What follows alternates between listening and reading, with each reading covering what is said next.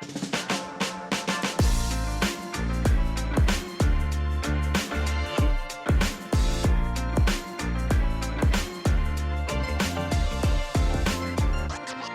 and welcome to another episode of Film Spill, a movie night podcast with your host, Chelsea. Film Spill, if you already don't know, is a podcast that comes out every week, and we talk about a movie by a female filmmaker every episode.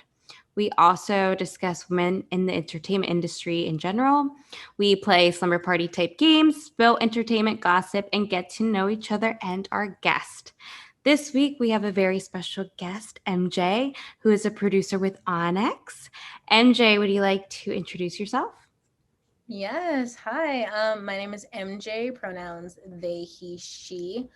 I am a non-binary BIPOC filmmaker, which I'm pretty new to the game, but I'm very excited to be here, and I've loved working with Onyx so far.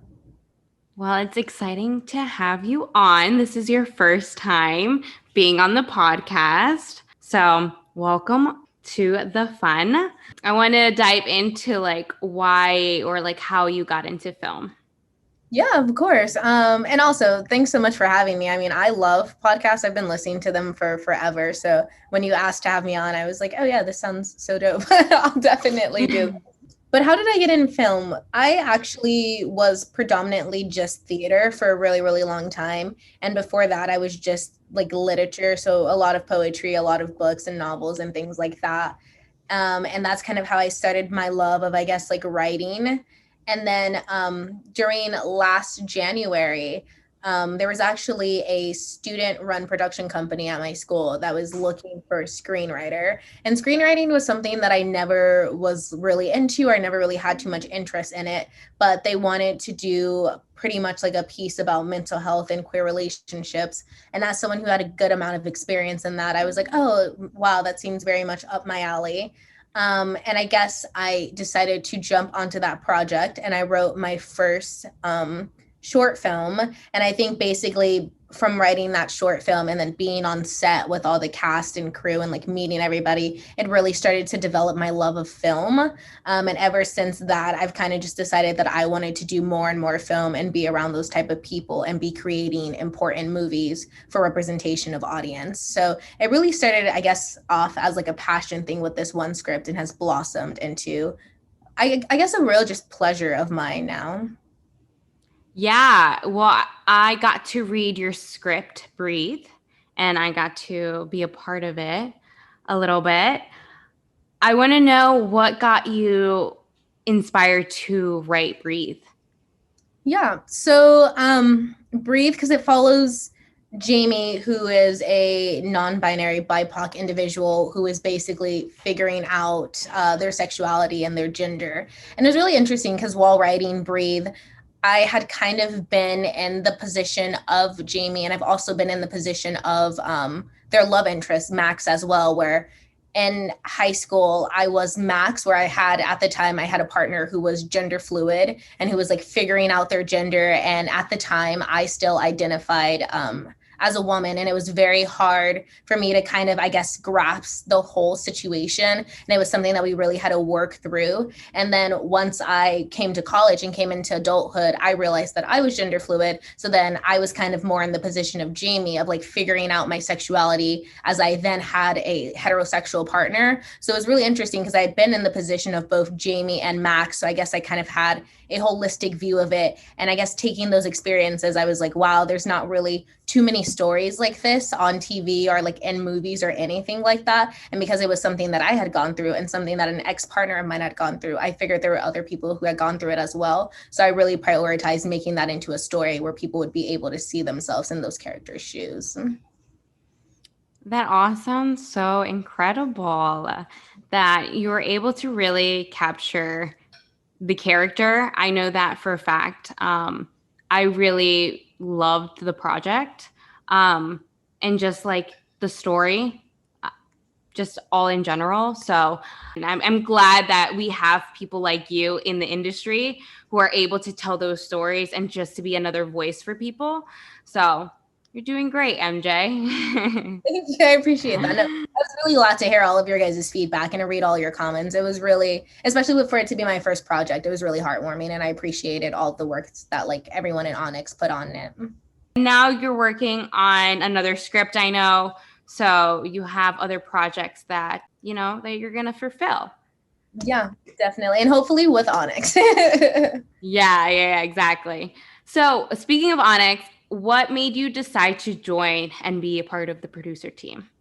Yeah, so I have somewhat producer experience. It's always been theatrical. But I started off in stage managing, and then about last fall, I started being the production manager of a queer theater company at USC.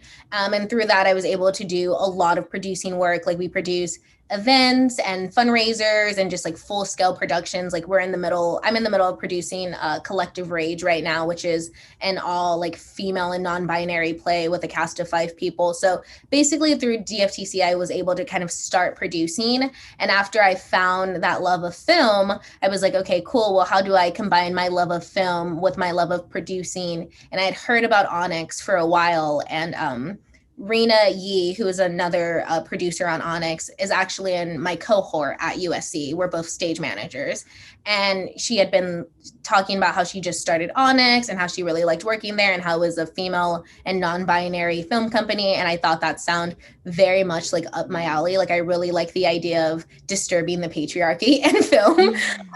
So I was like, wow, that sounds really cool. And I'm looking for another company to get into and a way to, I guess, enact change and really, I would say, amplify my beliefs. So I applied to Onyx and was really interested. And I didn't think they were going to accept me because I know they already had such a large group of people and I wasn't sure what their cap was. And I didn't really know too many people on the producer team except Farina. So I wasn't really sure what to expect. But Jordan was very welcoming and very kind and was like, you sound like you're passionate about this. And I like that. And I liked Jordan. So I was really excited when I got invited to the producer team. We're glad to have you on. You came at the right time because, yeah, we always need to expand. And I feel like Onyx is growing throughout the years. So what would you say is your dream job? Like in 5 years, where do you see yourself? If I guess 5 years dream job, I would love to really work for like Monkey Paw. I think that company is astonishing and I love Jordan Peele and I love what he's doing.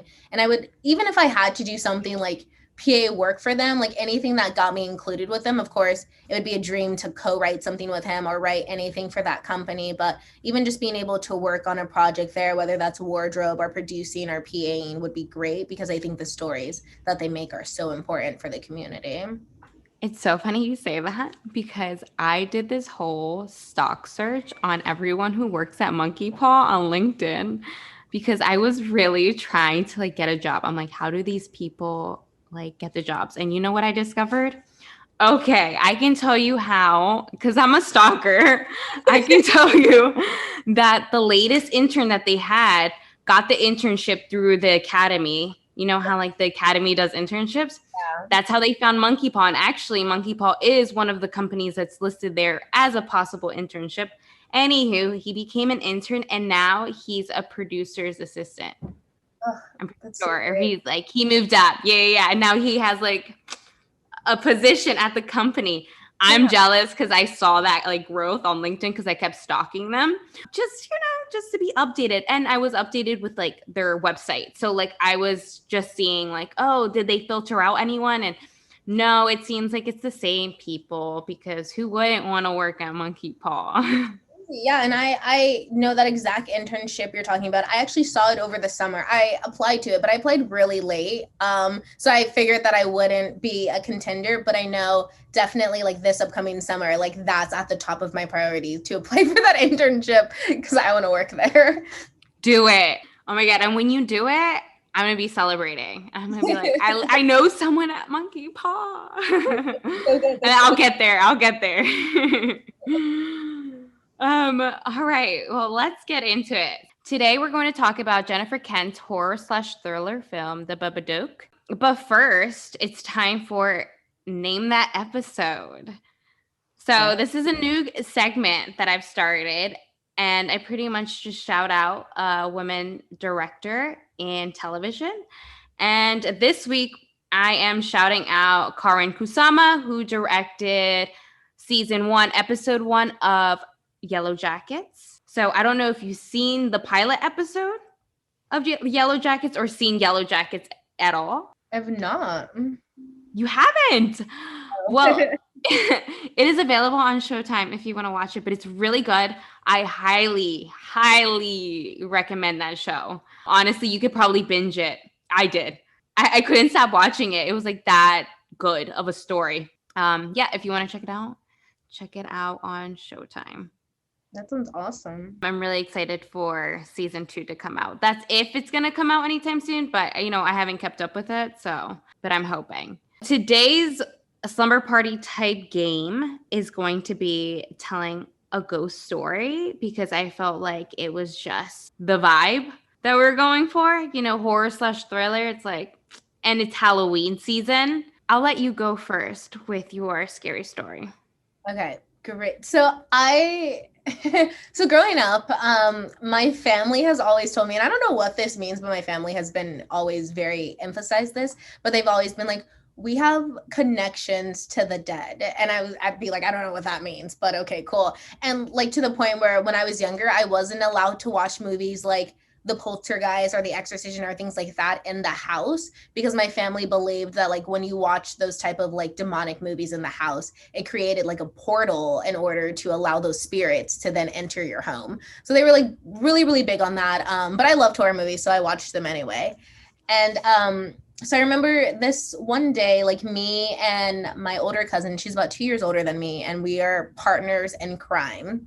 And I remember we decided that we were going to be like annoying little kids one day. We were probably like in like middle school or elementary school at the time. And we decided that we were going to go into my mom's like bedroom and we were going to hide under the bed and we were going to like yell out her older sister's name and like basically like, I don't know, mess with her and like make her come like find us. So we go and we like hide under this bed and we're like giggling and we think this is like the funniest thing ever.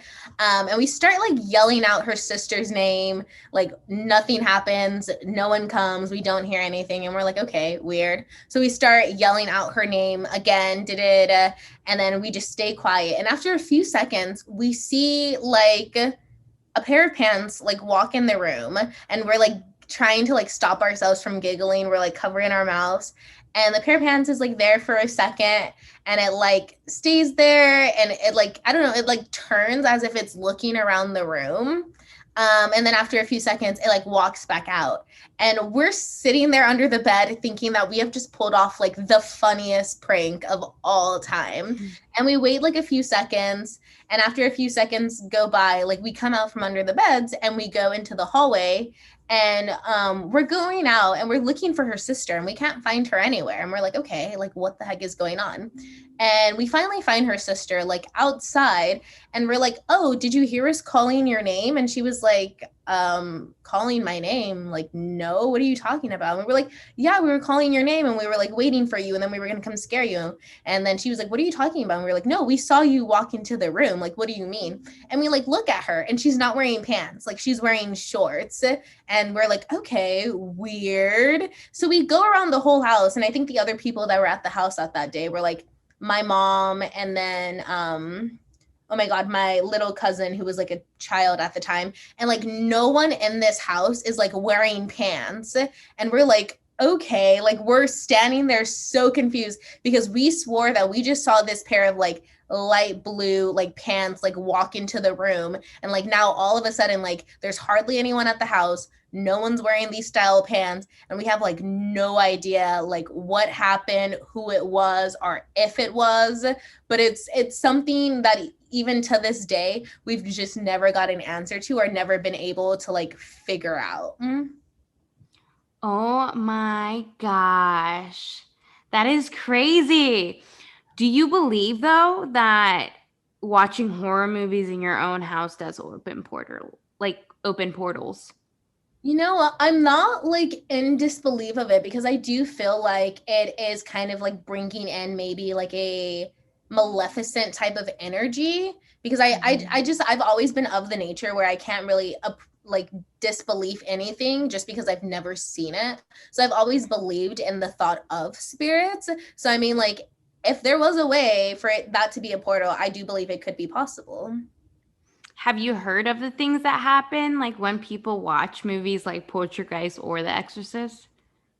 I know, like, some people will say that they experience like chills in their house, or they'll experience like feeling like someone's like watching them. Like, I have heard about those, and I'm not gonna lie, I have had moments where I feel like that has happened. And I personally am someone who's always been into the mind of things and like the psychology of things. Or is it just like my brain playing tricks on me? So it's very interesting because I do understand both sides of it. Yeah.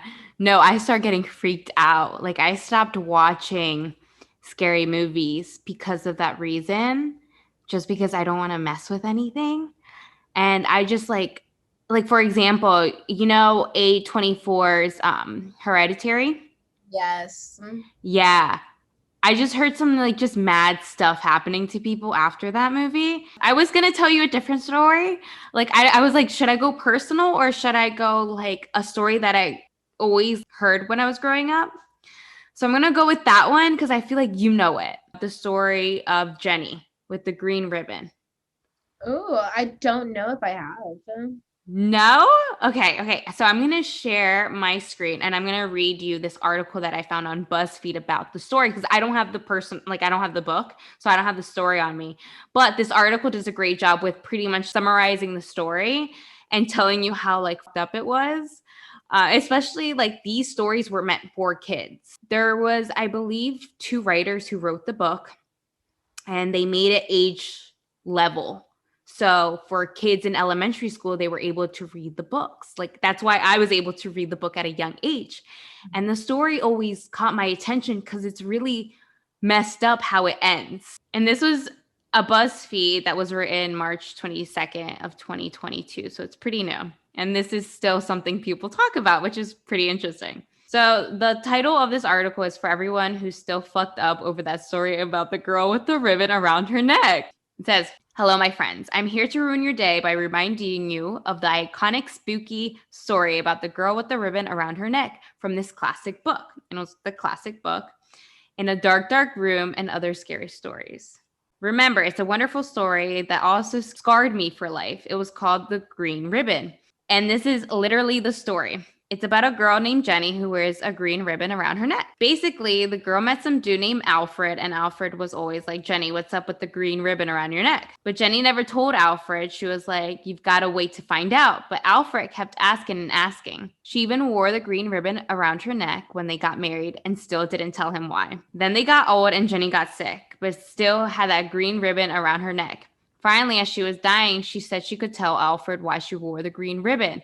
And it turns out it's because Jenny is an undead liar. And now we'll talk about how this story still fucks me up to this day. First of all, it's like, holy shit, Jenny, what the hell? Why didn't you tell your husband that you were a zombie with your head chopped off? I mean, in retrospect, she was pale AF and clearly using excess blush to pretend like there was blood circulating to her face. We should have seen it coming, but alas, we did not. And instead, we got a twist ending crazier than The Sixth Sense because Jenny's head fell off her freaking body, literally on the floor. Like, I kid you not when I say Jenny's head just falls off. All because she took off a choker she was wearing around her neck. And let me tell you, for the past 20 plus years, I have not gotten over this story. And now chokers are cool again. So, like, do we all just have hundreds of Jennys walking around? I mean, I wear scarves and bananas around my neck frequently. Am I Jenny? Says, not to mention dumb old Alfred. How obvious are you? Didn't you notice your wife's head was maybe a little wobbly or loose? In conclusion, I guess you can say I'm not over it. 42% of voters have said that this story still messes them up. Yeah, it's so funny because I don't think I've ever read this particular story, but as soon as I thought about it, because you were saying the girl with the ribbon around her neck, I was thinking in my head, I was like, is this the story where she takes the ribbon off and her head falls off? And it was exactly that story. Yes, I guess everyone really knows about it. The green ribbon is what held her head this whole time. Yeah. No, I think these children like scary storybooks were always so messed up. Like I remember when I was younger reading like scary stories to tell in the dark, and they would be at my library like in elementary school. Like I'd straight up be in second grade and these would be in the library, and I would get these and read them and be like, oh my god, these are terrifying. Like why would anyone make these as children's books? Right? And also Goosebumps too. Some stories were creepy. Like the Mummy stories creeped me out because I can't do dolls. I've never been able to do dolls. That's me with oh my god, with Slappy the puppet. Terrorized me for years. To this day, I still have an irrational fear of like dolls because of that puppet. I think he made a new book. Does not surprise me. Because I saw a post about it. I forget where on IG. I know him, and then like the Arlstein books. I mean, like it was like ruined everything. Like I thought they were so good, but they were also terrifying. Like I remember Arlstein has this one book in particular where it's basically like the reimagining of like the Bloody Mary series, and it's all about like this like girl like trapped in like a mirror world, and this girl like starts looking at her reflection in the mirror and then basically gets like sucked into this mirror world where she's like trying to like basically like take over her life and replace her. But like for the longest time I had like an irrational fear of like bathroom mirrors because of that. Like that kind of sounds like us.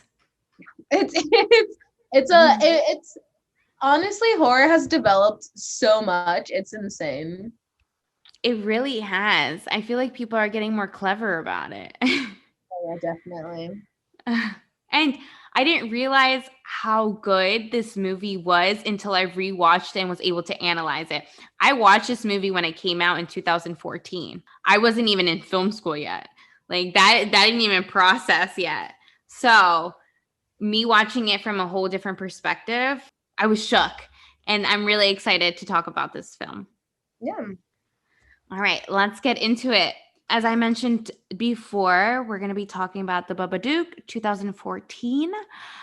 I want to ask you why you decided to talk about this film. So for a really long period of my life, from probably like, I want to say the ages of maybe like 14 to 16, this movie was very influential to me. Like this was the movie that I watched that kind of changed the game of horror to me. This is the first thing that was like not just like gory or like not just like classic 80s trope, but it was something that was compelling and thought-provoking. And I remember at the time of watching this, I thought it was also like terrifying. I was like, oh, this is a terrifying movie that also makes me think about a lot of things. And for, I don't know, like 2 years straight, I would recommend this movie to everyone I knew. There was also a part of my life where like, in order to like be friends with me, this was like your initiation. Like you needed to watch this movie. I would throw sleepovers just to have people watch this movie. So thinking about like how big that part of my life was just for this singular movie, when you talked about a female directed movie, I was like, oh, it has to be this one. We have to talk about this. The Babadook is available to watch on Amazon Prime and YouTube, Sling TV. This discussion will contain spoilers for the film, so if you haven't already seen it, go watch and come back afterward to hear our thoughts. It's really interesting because, I mean, it follows the story of this recently widowed mother.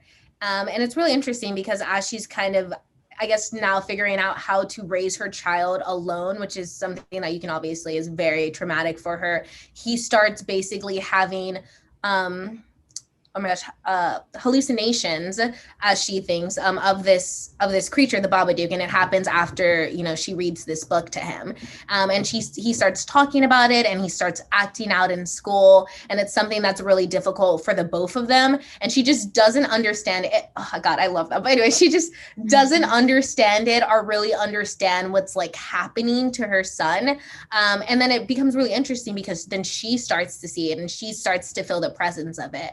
And then towards the end of the movie, it becomes this kind of like whole full circle where she learns how to like deal with that and her trauma and her child. But it's really, really interesting because it becomes this, I don't know, it starts off as this smaller thing and kind of just progresses and progresses until it takes over both of their lives completely. Yeah, I forgot how it ended, but I was really intrigued that they ended it in that aspect with kind of like a life lesson, that everything came full circle for them. But what I was like really surprised too is that I didn't remember that she ended up keeping what it was, like the Babadook, in her basement. And I have always really, really loved the ending too, because I'm a really big person where after there's a movie like that, I look up conspiracy theories and like other thoughts and other ways of thinking about it. And for a really long time, there was this theory on the internet that like the Babadook was actually like a metaphor for like depression and stuff like that and trauma. And it was really, really interesting because whether that's right or not about the intention of the movie, but if you look at it from that like point of view and those eyes set, the reason why she keeps the Babadook in the basement actually makes so much sense because it's more like her keeping control of those negative thoughts, or like her still kind of like owning those thoughts, because the whole thing of the ending is where she kind of like finally figures out how to stand up to it and how to like put it at bed and how to like control it and be better about it. So I really loved this idea of it being like a metaphor for all these negative emotions, and then the reason why she kept it, so she's like keeping that at bed, are still figuring out that like she still has those emotions, but she's like learning how to live with it. That makes sense because at the end she says, it's okay. It's like she's reminding herself it's okay. Yeah. Wow. Wow, that's really interesting. Thank you for like opening my eyes to that. Yeah, no, I feel like with so many like psychological thrillers and psychological horrors, like there's so much room there for interpretation. And with it just being this like struggle of a mother and that loss and like this trauma, like I really love that idea of the ending being where she stands up to this like creature and takes back her power in order to take control of her life. And I thought that was such a beautiful metaphor too, especially in the film industry and having it being directed by a woman. And a lot of time women aren't able to do that. So like the fact that she's basically being able to like fight her demons and keep them at bed is, I think, so creative for the movie. Yeah, no, I really like how the whole horror thriller genre has changed because it's less gruesome and more thought out. Like there's Yeah. always a message behind that, behind the story. Like a lot of Jordan Peele's movies, for example, like they have a lot of meaning behind them. And that's why they do so well, is because they're really well thought out. So if Yeah. you could take anything away from the Babadook as like a director, what would you take away from what Jennifer Kent was able to do with the film? Oh my God. I guess like the biggest thing that I would say is like not being afraid to just be like really like raw and being like exposed. Like that's definitely a movie where, oh my God, the lead actress probably had to do a lot of like soul digging and reaching and like sitting there, and it's uncomfortable. And I think that's always like the biggest part about film and just entertainment at all, is like when you don't shy away from being uncomfortable. So I think like that's the biggest thing that I would take away from that, is like be raw, be exposed, don't be afraid to make people and even make yourself uncomfortable, because oftentimes like those stories that make you or other people uncomfortable are like the most chilling and thought-provoking and like significant to the community. Mm-hmm. Yeah, seriously. And it's just incredible to think that a 6-year-old boy was able to do that type of performance. And Essie Davis did an incredible job. Like, she really should have won an award for her performance, because just what she was able to capture on camera was so intense. And I felt it. Like, I didn't feel like I was watching a movie, And on their budget, on like, just how undermined the movie was, it deserved way more credit. And when you like see the reviews for movies, like, don't get me wrong, this movie got great reviews, but like on Rotten Tomatoes it scored a 98. It did pretty well, but just like I feel like people are always going to criticize like the little things about it, and some things that were criticized about it, I'm just like, okay, I get that, but like you really have to see the art. Like there's so much art to it. And people were amazed that this was her first feature film that she had ever directed. Yeah. And there's something so, I hate using this word, but it's like the best word that I can think of right now. But there's also something like so primal about it. Like I just kind of remember the scene too where, and because these are kind of mirrors of each other. But the scene where he is like just screaming his head off, oh my God. And just like the sheer look of like terror in his eyes. And he's just like completely like freaking out because this like creature is there and she just can't understand it. And she just can't see it. Like the sheer amount of like terror and horror in him just felt so very like real and like to the core. And it's like something that I would imagine would be something that could only be provoked is if you were going through it. And then kind of just like the same with the ending, and she's like kind of like just yelling back at the like Essie's just yelling back at the creature and like basically like being like, you don't scare me. And it's just like that very like maternal like primal like, I don't know, soul shredding just scream at it. Like it's insane. Like it's very raw, it's very like uncut. Let me tell you, that was one of the scariest parts of the whole movie, and I was petrified. I kept like ducking down. I'm like, something's gonna pop out because, like I said, I forgot. Like I forgot how it ended. So yeah, I was pretty nervous. I'm not gonna lie. But it was good. It was good, and I really enjoyed it. Besides the fact, but I'm just a scaredy cat when it comes to scary movies.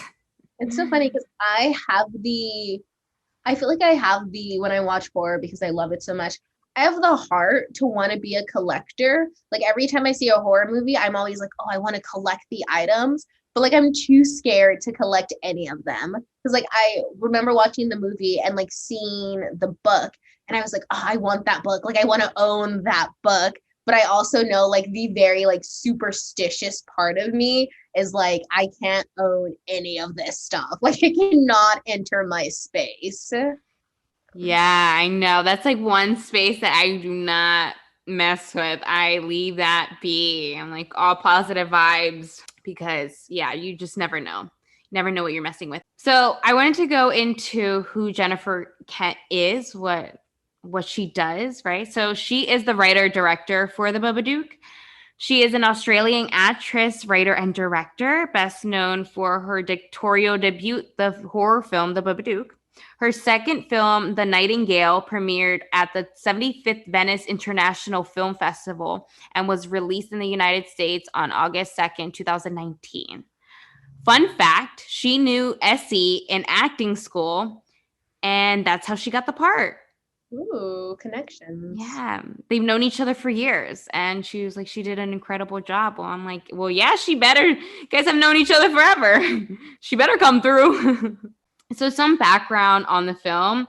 This film blew horror and genre fans away upon release because it's really good. It was different. It was out there. No one has seen anything like it. That's why I feel like it was really well received from the audience. When asked where she got the idea for the Babadook, Jennifer Kent said that she had been inspired by an incident of a single mother she knew. Her friend's child claimed to have been terrorized by a monster they saw throughout the night. This sent Kent's imagination rolling, and the Babadook was born. So that's a story that like really like she always says it really stuck to her.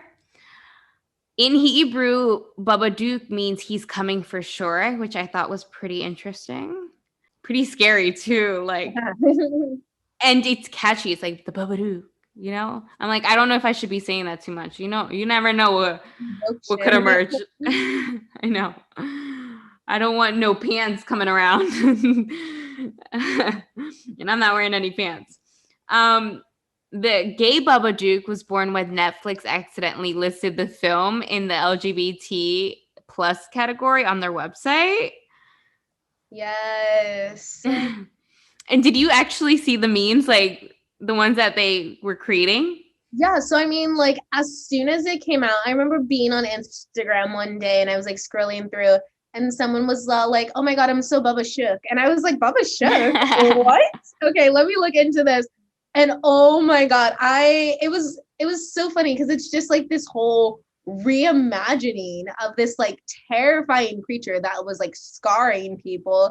And like, oh my God, like they would put like the heels on him, and then like they would have the nails. And it was like, I don't know, the fact that this like character who I was like telling everyone to watch for the sheer like thought-provoking, like traumatizingness of the film, then became this like gay icon that people were dressing up at Pride. Like, oh my God, I was like, okay, this is such an iconic moment, like bringing together my love of queerness and my love of horror, and I'm here for it. And it's your favorite film too. Yeah. I was excited. It's so funny how people can do that on the internet now. They can make every stupid thing that they can come up with and make it go viral. Yeah, and it's one of those things where like watching that movie, like you would never think that or like never guess that. And then all of a sudden it was catchy. And the more catchier it became, like the more everyone was saying it. Like people who had never seen the film were like, yeah, I'm a Babadook today. And I'm like, oh, okay, like whatever that means. Yes, it was great. I'm gonna start saying that. I'm Babadook. Like I loved it. I was so sad because I felt like if COVID would have never happened, it would have been able to be explored more. And I hope it comes back. Like I'm ready for Pride next summer and I want it to come back.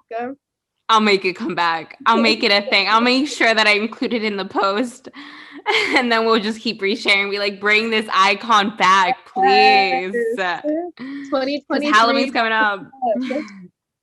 Yes. No, it's literally gonna be, or it is like another Jennifer's Body. Yeah. But without the character being like a factual person. Yeah. You know? It's a symbol greater than all of us. Yeah. But the memes are so funny. Like people like really have some extra time on their hands to play around with graphics.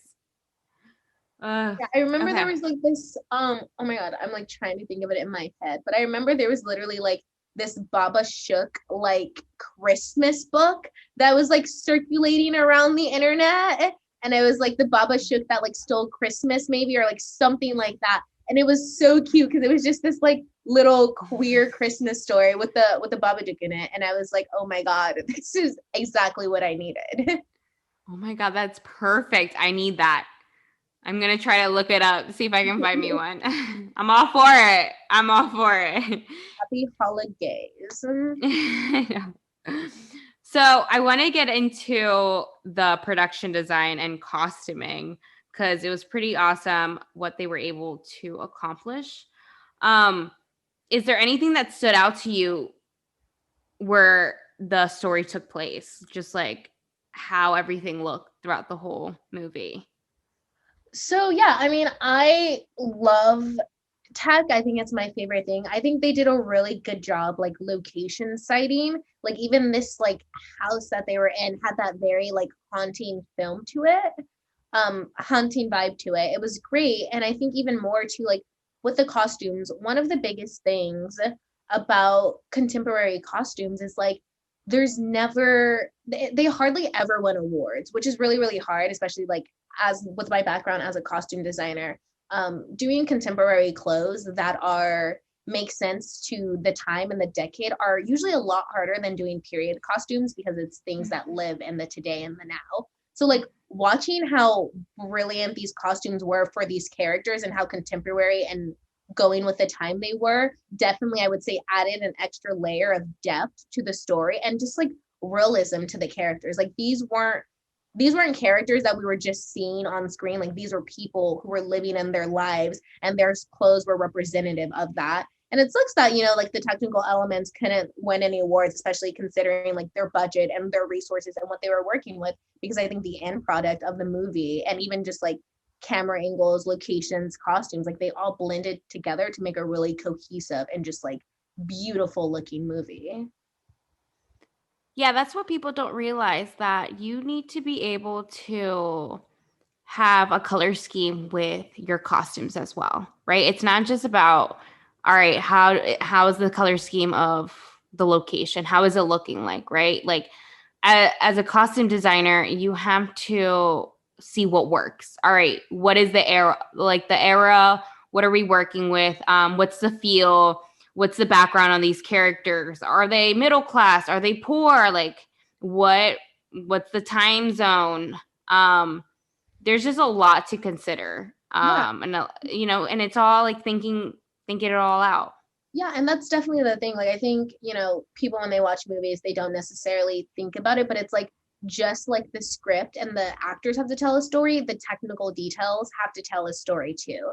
Like, if the actors came on and they were telling the story, but were like in 1950s garb, like it would completely displace everything and nothing would make sense. And I know, like, one of the first things I do after I'm put on designing for a show or a piece or anything, it's not only me like having a conversation about like what I think the show looks like, but I'm going to the scenic designer and I'm going to who's ever creating lights or locations for this, and I'm thinking like, how are we making this cohesive? How are we blending this together? What are your color palettes? What are my color palettes? And where do they intersect? And there's so much thought and time that goes into those small details that I think oftentimes get overlooked, because I think people believe that the greater picture is the story, but like you can't have anything without the other. Exactly. It all goes hand in hand, because if they weren't wearing, cohesive clothing, then it wouldn't make sense. Yeah. Right? We wouldn't get the same feel. So, yeah, shouting out the production designing and costuming. Production. The cinematography was excellent. Excellent. And I definitely want to use some references in like my future projects, because they all really stood out to me. But one of the main themes of the Babadook is "Don't let me in," right? So we see it in the book, and it's something that is continually brought up in the story. And a lot of it also takes place in having over the head shots when she's like in bed. And that's the one that caught my attention the most, was when she's falling out of bed, and that we see twice. Yes. And that's pretty cool. How do you think that shot was accomplished? Oh my God. Because it's one of those things where I'm like, is it the person like standing over someone from a greater height? Is it like a scene that has been shot and then like simulated and manipulated into that by editing? It's one of those things where it's very much like movie magic. And I mean, I guess like those would be my two biggest guesses, because I don't really have too much insight on how it was shot, but I know that like every scene and every piece by the cinematographer was just so beautiful and so intentional. Like it's meant to draw you in that way that is somewhat uncomfortable at times. Yeah. A lot of close-up shots to like really see the tension, and just like when she was getting tired, right? When she was like starting to lack sleep, and you could see that, like, I could feel her tiredness. I'm like, damn, girl, like she really hasn't gotten any sleep. I would be cranky too. And they did like slow dolly shots as well. Like it was just, they did a lot of cut to shots as in the beginning. They really did a variety of different things that were just like chef's kiss. Chef's kiss. Like I don't know how else to like thrive on it. It was just really nice. It was a really good movie. Yeah, there was a lot of, I mean, like it's one thing too where like obviously when you watch film or when you still film, like it's all planned out and there's a thought for all of it, but like with this film it just felt so much more intentional. It's like every scene, every shot, every cut really had a purpose, and they knew where they were going with it, and they knew what they wanted the end result to be. And that level of, I guess, advanced thinking, where it was how it's going to bring the whole piece together, is something that I just loved about the film. Yeah. And it's hard to think like that, right? In every moment. Sometimes, time gets ahead of you, right? Maybe you're not on schedule and you start rushing things in the process. Or maybe you really didn't think the shot through, or maybe you thought it was good in the moment, but then you look back and you're like, oh, actually, this isn't what I wanted. I don't know how she did it, but she was really able to like know what she wanted, and probably had a really good relationship with the cinematographer, and like they like, I don't know what they did, but they meshed really well, because for it to be her first film and for all of those shots to really be that well thought out, I feel like that's years of experience. Yeah. You know, that's like on a whole different level. But it could be because she studied to be an actress as well, so she knows what the expectations are on camera. I don't know. There's a lot. Yeah, it is. It's impacted. It's great though. Yeah. Well, I also wanted to talk about the characters. I know we brought up Essie Davis already. She's an Australian actress and singer, so she sings as well. She has been nominated for several awards, including a Tony nomination for Best Actress in 2003 for revival of Jumpers, and Lawrence Oliver Award for Best Supporting Actress in A Streetcar Named Desiree. Essie Davis and Jennifer Kent went to acting school together and were good friends. That's something I mentioned before. Kent felt strongly that Essie would be perfect for the role, as she was able to embody both the sweet, reserved side and monstrous side of the character. Essie said that it was one of the hardest roles she's ever played in her life, which gives me goosebumps even saying that, because she she really played that role very well. Noah Wiseman is the 6-year-old boy who played her son in the film. He was only 6 years old while filming, which is incredible because he was able to memorize lines and play his part very well. Kent said that he had a certain innocence about him that older boys did not have. He gives a standout performance in this film, very impressive for a child his age, which, yeah. I know when I was watching an interview with them talking about him being on set, his mom was on set, and his mom's actually a psychologist. And they said that he was meant to be acting because of just how well he just picked up everything. They would perform it once for him, and he just picked it up right away. He was just like, okay, this is how they want me to do it. I can do it. And they just made sure to remind him that this was pretend, and he knew it. Like, he's just, I think, very advanced for his age. So, and he's just a made acting star. I didn't really look into if he's acting in anything now, but he might be. No, he's definitely really talented. Like, I mean, I feel like I have younger brothers who are twins. They're 7, and I feel like it's hard to just get them to like sit still or just like focus on one thing, much less focus on making a movie with that level of commitment to it.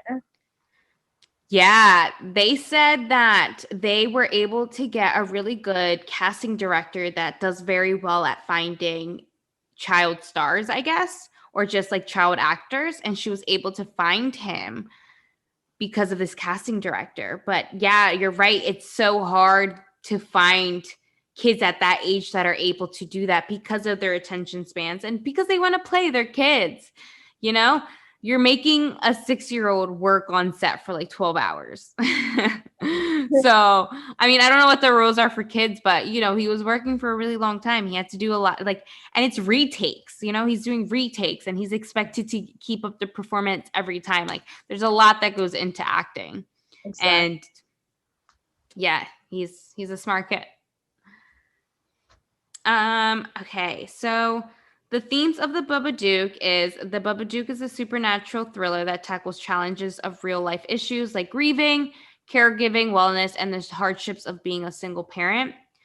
The film explores the horrific aspects of parenthood, how it feels to be confined to a relationship that is mentally and physically draining, and the compounding horror of having to manage that relationship on your own as a single parent.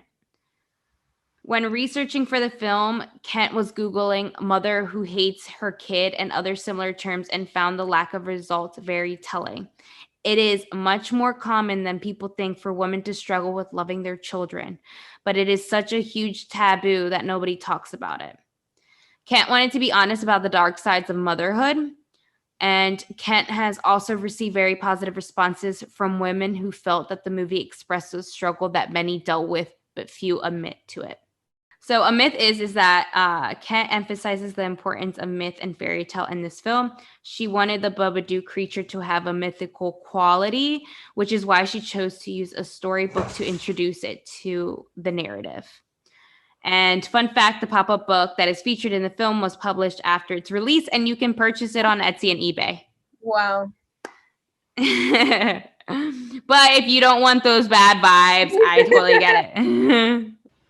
So, is there anything that you want to add on? Yeah, I mean, I think just in general, I think everyone should watch the movie. I think it's so good. I think it's very thought-provoking, and it's one of those movies that you don't regret watching. You might have nightmares, but I don't think you'll regret watching it. I will say, fun fact about this movie, when I was, I guess 16, yeah, when I was 16 or so, I actually had a sleepover for all of my cross-country friends at the time, and I had them watch this movie. And the next day, I don't know if this is like superstition or if this was just like late night, like, I don't know, terror or whatever, but at least 3 of my friends who watched that movie and were at that sleepover last night told me in the morning that they felt like in the middle of the night that they saw the Babadook. And it was really, really crazy. Yeah, like, so I don't know if that was a joke. I don't know if it was just like hallucinations. I don't know if it was real, but 3 people after watching that movie like reported feeling like they saw him. So that is creepy. yes. Yeah, I had to fit it into my schedule, and so I ended up watching it late at night because of the time, like the time that I had between getting home from work and like getting in bed. So I finished watching it at like 9:30 at night. And I'm like, this is not a good idea because I have to go to sleep and I don't want to be dreaming about it. So luckily I didn't, but I was really creeped out and my cat kept looking at my door and that didn't help because you know that cats be seeing shit that you can't see. And then they be meowing at nothing. So oh my God, yeah, no, the biggest things are like cats and babies. I'm like, anytime I see a cat or a baby go wild, I'm like, cool, let me go into a different room. This is not the one. Let me get the sage. Yeah. Yeah, literally.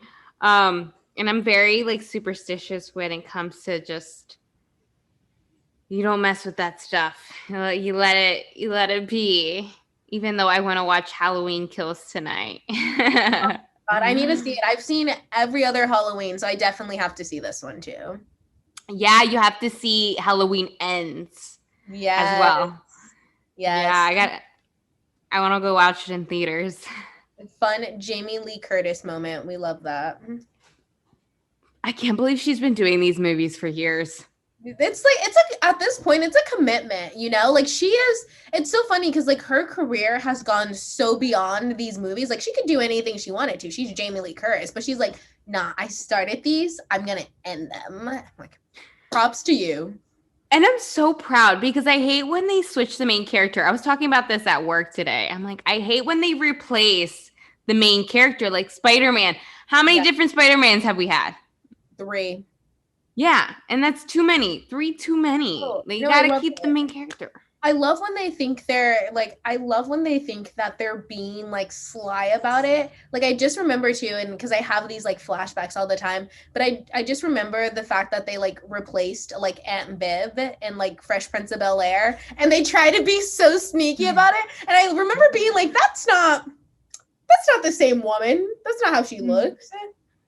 That's how I felt about the Fosters. Yes. When JT Austin, I was like, that's not the same guy. Yeah. And they don't like address it or anything. They don't say anything. They're just like, yeah, this has always been you. Hello. And I'm like, no, it's no.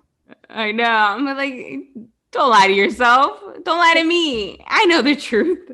I'm not convinced. But I'm always wondering, like, why? Like, where did they go? It's so funny because I know, like, for some people, like, it'll literally be like a contract thing where like they either can't afford them or like sometimes they have to like that actress or actor will be like on a new project and like can't continue that, or like I know like sometimes it's just like logistical things, but I'm just like, work it out, bring them back, make it better. I know. Then they shouldn't have accepted the role. They're not going to commit. If Jamie Lynn Curtis can do it, so can you. Oh my God, for years, for a decade now. Like, God. I know. She's like, I'm the OG. And I think, well, Halloween Ends. I think this is going to be really the last one because she's getting old. She's already like, I'm done. I don't even think she can do the action scenes the same way anymore. Yeah, no, but she's still here for it. She's like, okay, she's like, this one really has to be it. Tie it up, wrap it up. We're good. Exactly. Thank you for listening. This has been Film Spill, a movie night podcast. Thank you, MJ, for being a fantastic guest. If you want to plug in your social medias, any projects that you're currently working on. Yeah, of course. I'll plug my Instagram, MJEMJAY_the first. Also, I want to plug Suburban Witch. Follow on Instagram, donate, and like come be a part of the project. We're always looking for more people to interact with our page. You can also follow us on Instagram, TikTok, and Pinterest. All are at Film Spill Pod. Tell a friend about the podcast if you like, and leave us a review on Apple Podcasts. That will help other people find Film Spill too. Special thanks to Onyx Films for promoting us. You can check out Onyx's other projects at onyx-films.com. Until next time, don't cry over spill films.